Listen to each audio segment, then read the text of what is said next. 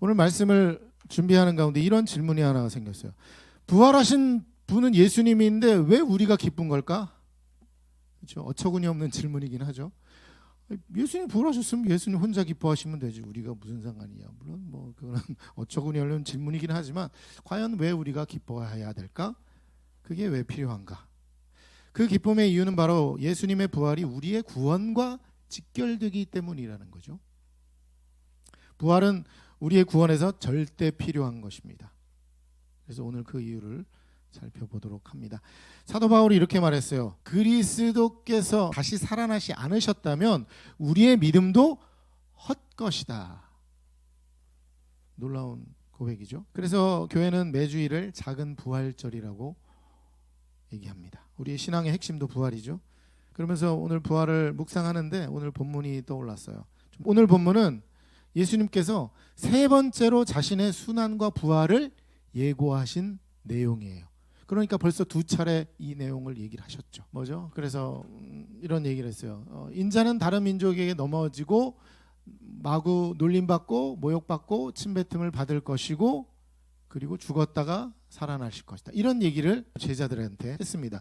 이 말씀은 그냥 단순히 예고가 아니라 구원의 계획 전체를 요약한 말씀이었다는 거죠. 지금 제자들이 믿음을 제대로 갖지 않은 지금 아주 초보적인 믿음을 가지고 있었는데 이들에게 믿음의 전체 계획, 구원의 전체 계획에 대해서 요약해서 말씀을 해주셨습니다. 그런데 제자들은 어땠을까요? 제자들은 이 말씀 가운데 하나도 깨닫지 못했다. 오죽하면 성경에서 어떤 단어를 썼어요?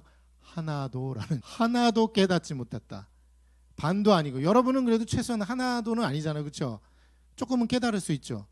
근데 제자들은요 정말 안타깝게도 하나도 깨달을 수 없었다라고 성경에서 이 누가복음이 그리고 다른 복음서 저자들도 오죽 답답했으면 그렇게 기록하는 거죠. 하나도 깨닫지 못했다.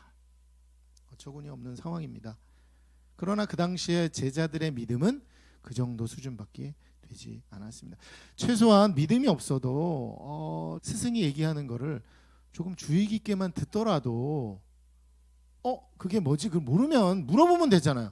왜 예수님이 당신이 왜 십자가에서 달려서 죽고 3일 만에 부활하셔야 됩니까? 물어보면 되잖아요.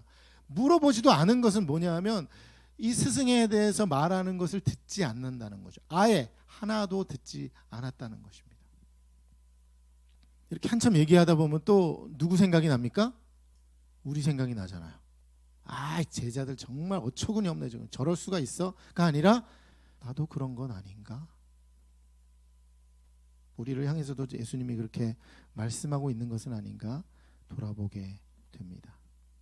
그 말씀은 감추어 주신 것인데 하나도 깨닫지 못한 거죠. 알아듣지 못한 거죠. 결국에 지난주에 베드로의 모습처럼 어땠습니까? 고난을 받는 예수님을 3번이나 부인하고 저주까지 하지 않았습니까? 우리도 마찬가지가 될 수 있다는 거죠. 복음을 수없이 들어왔지만 실제로 그 말씀이 내 삶을 꿰뚫지는 못했어요.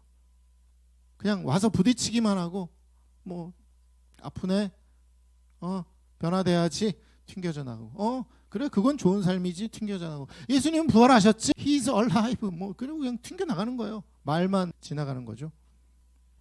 종교적 언어로 그냥 흘려 보내고 있는다는 거죠. 그래서 좀 여기서 좀 붙들었으면 좋겠어요. 마치 제자들이 정말 깨달았다면 예수님 그 무슨 뜻입니까? 질문하는 것처럼 여기서 좀 쉽게 예수님께서 부활하셨다, 부활 축하합니다, 감사합니다, 기뻐요 라고 해서 그냥 휙 지나가지 말고 좀 여기서 좀 기다려봐라, 좀 고민 좀 해보자 하고. 그래서 구원의 3가지 구성 요소를 좀 살펴보려고 해요. 약간은 좀 신학적이고 좀 그런 내용인데 좀 살펴보려고 합니다. 부활이 왜 필요한가? 오늘 말씀 안에서 구원 계획의 3가지 축이 압축되어 있는데 좀 살펴보려고 해요. 첫 번째는 죄사함, 십자가에서 대속이 시작되었다라는 것입니다. 조롱받고 침뱉음을 당하고 채찍질 당하고 이러면서 고난을 받는 거죠. 이것은 예수님의 고난은 대속의 시작이라는 거예요. 대속이 무슨 뜻인가요? 대신 죄값을 치르다. 속죄 이런 거는 우리가 일상적으로 많이 쓰이잖아요. 이게 꼭 우리 종교적인 용어가 아니라 일반적으로도 쓰는 거니까 이렇게는 아니지만 내가 너한테 잘못한 거 내가 속죄할게, 이렇게도 많이 쓰는 것 같아요. 그게 바로 속죄고 대신하겠다는 뜻이 대속이죠. 영어로 하면 redemption인데 쇼생크 탈출이라는 영화가 쇼생크 리뎀션이에요. 그래서 영화를 다시 보시면서 과연 이 안에 대속의 의미가 뭐가 들어가는지 이런 것도 한번 찾아보는 것도 재미있을 것 같습니다. 죄가 발생하면 죄를 치러야 되는 거예요. 죄를 처리를 해야지 죄가 사라지죠. 죄가 있는 상태면 어떻습니까? 늘 불편해요. 그냥 단순하게 이건 신학적인 관점이 아니라 죄가 늘 있으면 어떻게 해요? 우리 마음에 부끄럽고 부담스럽고 조금 더 심리적으로 말하면 죄책감이 있죠. 부담스러워요. 그게 나를 붙잡고 있어요. 늘 붙잡고 있어요. 어쩔 수 없어요. 그게 죄의 속성이라는 거죠. 저는 어떻게 보면 하나님께서 죄를 창조하셨나 이런 생각까지도 들죠. 물론 창조하셨겠죠. 모든 걸 다 창조하셨으니까. 그러나 하나님께서 그거를 우리에게 물론 허용을 하신 것도 있고 자유의지로 허용하신 것 있지만 우리가 그것을 넙죽 내 걸로 삼은 게 사실 우리의 죄죠. 그게 죄 아니에요? 내 걸로 안 삼아도 되는데 삼아요. 왜? 우리 안에는 욕심과 욕구가 있기 때문에 죄로 삼는 거잖아요.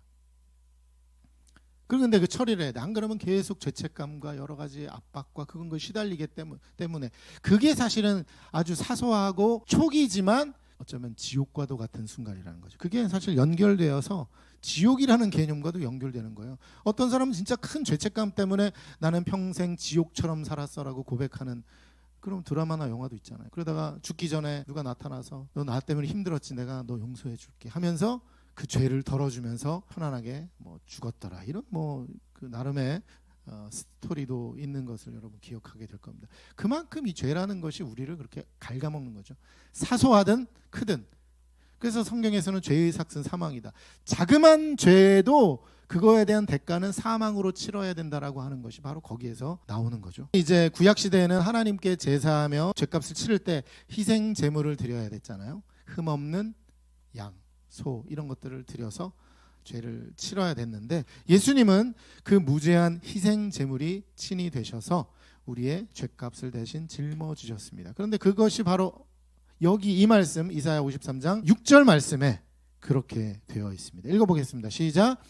우리는 모두 양떼처럼 길을 잘못 들었습니다. 저마다 자기의 길로 돌아섰습니다. 그런데 여호와께서 그분에게 내리셨습니다. 뭘요? 우리 모두가 저지른 잘못 때문에 받을 벌을 그 여호와께서 그 인자에게 메시아에게 그것을 지웠다. 이게 이제 대속의 개념이죠. 그래서 예수님께서 이 고난을 받으시고 십자가에 달려 돌아가시는 것이 바로 이것에 근거한 것입니다. 만약에 누군가가 이것에 근거해서 나도 그럼 죽어야겠다라고 해서 죽을 수는 있어요. 아마 그런 사람이 수많은 사람이 있다고 쳐요. 근데 그 중에서 부활한 사람은 예수님께서 유일하시다. 그래서 예수님께서 우리의 모든 죄악을 잘못 때문에 받을 벌을 예수님께서 전가하고 그러니까 예수님께서 바로 그 희생양이 되신 거죠. 십자가는 단순한 순교가 아니에요. 죄사함이 시작되는 시점, 구원이 시작되는 지점이라는 거예요. 거기서부터 출발점이죠. 근데 두 번째, 여기가 아주 중요한 시간입니다. 부활로 선언이 입증되다. 좀 어렵죠? 의롭다 하심, 부활로 선언이 입증되다. 다 어려운 말이에요, 사실은. 성경에는 이제 그들은 인자를 채찍질한 뒤에 죽일 것이고 3일 만에 다시 살아날 것이다라고 하는 죽임과 부활. 이 사이가 지금 이 두 번째 맥락이 이 사이에 해당되는 것입니다. 죄 사함이 시작되었고 형벌이 끝나면 죄가 없다는 선언을 해야 돼요. 이제 의롭다. 이게 뭐예요? 이제 죄가 없습니다. 재판장이 얘기하죠. 둥둥둥. 자, 10개월 징역. 그러면 어떻게 해요? 10개월 징역을 마치면 이제 죄가 없다라는 걸 미리 선언하는 거잖아요. 그렇죠? 그러면 그 죄인은 10개월 징역을 거기 살아야 돼요. 만약에 9개월만 하고 나왔어. 그러면 어떻게 됩니까? 아직 죄가 있는 거라는 거죠. 그걸 기억하셔야 돼요. 그게 법이에요. 하나님의 법도 그렇고. 그러면 이제 끝나면 의롭다라는 선언을 하게 되는데 사도 바울은 말하고 있습니다. 읽어보겠습니다. 시작. 예수님은 우리의 범죄 때문에 죽음에 넘겨주셨고 우리를 의롭다 선언해 주시려고 살아나셨습니다. 와, 저는 이걸 보면 이런 느낌이 나는 거예요. 물론 하나님께서 이미 선언을 해 주셨지만 죽으셨어요. 그리고 죄가 사해졌는데 이걸 내가 가서 말해줘야 돼. 그래서 살아나셔서 봐라 내가 살아나서 이거 말해주는 거야 라고 얘기하는 그런 느낌인데 이해가 되시죠? 가볍지만 뭔가 그런 상상이 가기도 합니다. 의롭다고 선언해 주시려고 살아나셨다라고까지 사도 바울은 그렇게 말하고 있다는 거죠. 그러면서 놀라운 고백이라고 생각해요. 저는 여기서 아주 도전적인 질문이 생각났어요.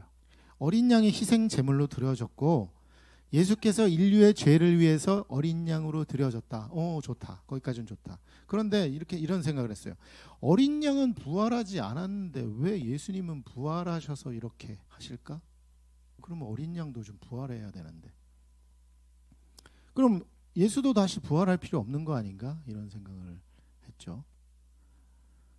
사도 바울의 말씀은 그냥 부활을 받아들이기 위한 해석이 아닌가. 부활하셨으니까 그냥 그렇게 해석한 거다.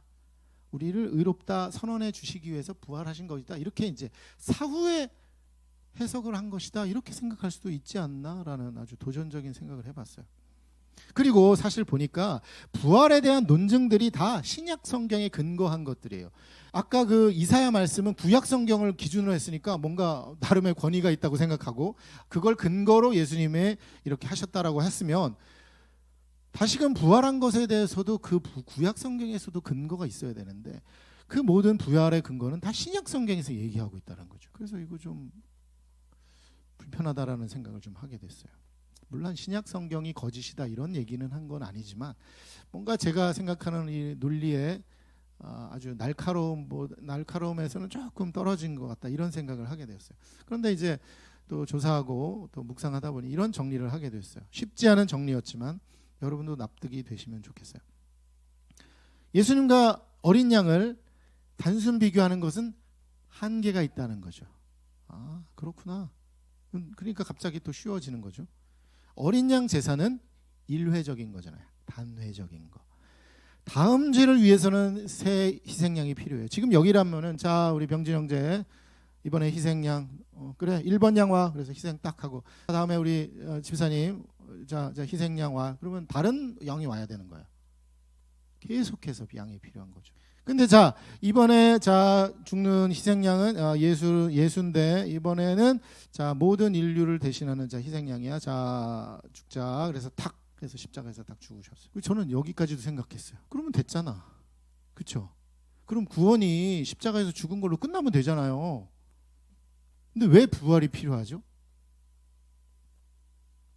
숙제 내주고 여기서 설교를 끝내고 싶어. 왜?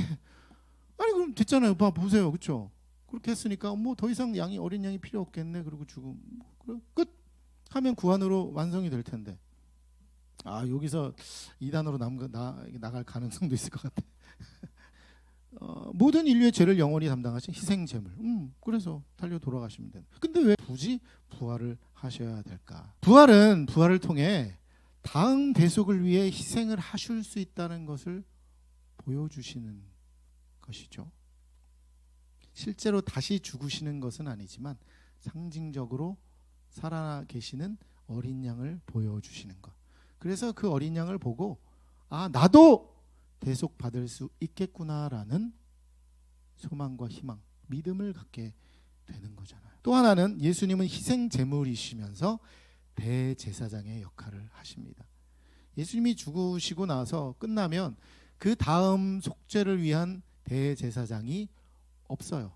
그래서 예수님은 다시 살아나셔야만 하는 것이죠. 어떻게 보면 이사야 그 53장의 말씀에서의 죽음에서 끝나고 하는 것이 아니라 그 안에는 계속해서 어린 양으로서 그리고 계속해서 대제사장의 역할을 하심이 그 안에 내포되어 있다는 것을 우리는 알아야 한다는 것입니다. 그러므로 예수님은 부활하셔서 이렇게 다시 그 역할을 계속 반복하실 거야 이런 얘기를 해주시면 좋은데 그게 안 되어 있고 그건 어디에 되어 있습니까? 신약 성경에 이제 기록이 된 거죠. 이게 이거구나. 그 53장 6.5절은 바로 그 내용이구나라는 것을 사도 바울과 여러 성경의 저자들이 그것을 기록해 놓으신 거죠. 그리고 그 기록이 전혀 부활의 역사성과 사실과 의미와 전혀 반대되지 않고 바로 그 부활을 우리에게 알려주는 놀라운 지침서가 되었기 때문에 그것이 성경이고 이것이 하나님의 말씀이다라는 것을 우리는 믿고 그것을 따르게 되는 거죠. 다시 살아나셔야지만 다시 다음 대속을 위해 대제사장직을 수행하실 수 있다라고 한다면 약간 이단스러워지는 게 돼요. 왜냐하면 사실 살아나신 분이 마치 다시 그럼 십자가로 가야 되느냐 이런 느낌이 되잖아요. 그러나 이거를 상징으로 의미로 받아들이게 돼야 된다는 거죠. 그러므로 부활하셔야 살아있는 제사장으로서 흠없는 어린 양으로서 지속적 구원 사역을 이룰 수 있고 사람들에게 보여줄 수 있다는 거죠. 부활은 단순한 기적이 아니라 구속의 영구적 효력을 보증하는 하나님의 도장과도 같습니다. 지금도 살아계신 예수님은 과거의 희생, 그래서 우리가 과거의 일을 믿고 저것 때문에 내가 구원받았다라고 하는 과거적인 구원이 아니라 예수님 지금 살아계시니까 지금이라도 당장 십자가에 다시 달려 돌아가실 만큼 나에게 현재하신 분이다라는 것을 우리에게 보여주시는 거죠. 왜냐하면 예수님은 살아계시니까 현재의 구원자라는 거예요.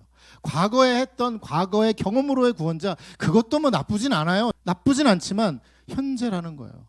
그리고 그 현재는 미래와 연결되어 있어요. 왜? 부활이기 때문에. 죽음은 과거지만 과거는 현재와 연결이 안 되어 있습니다. 왜? 죽음이기 때문에. 죽음은 지금 현재 살아있는 것과 단절이 되어 있어요. 그러나 부활은 어때요? 미래와 연결되어 있어요.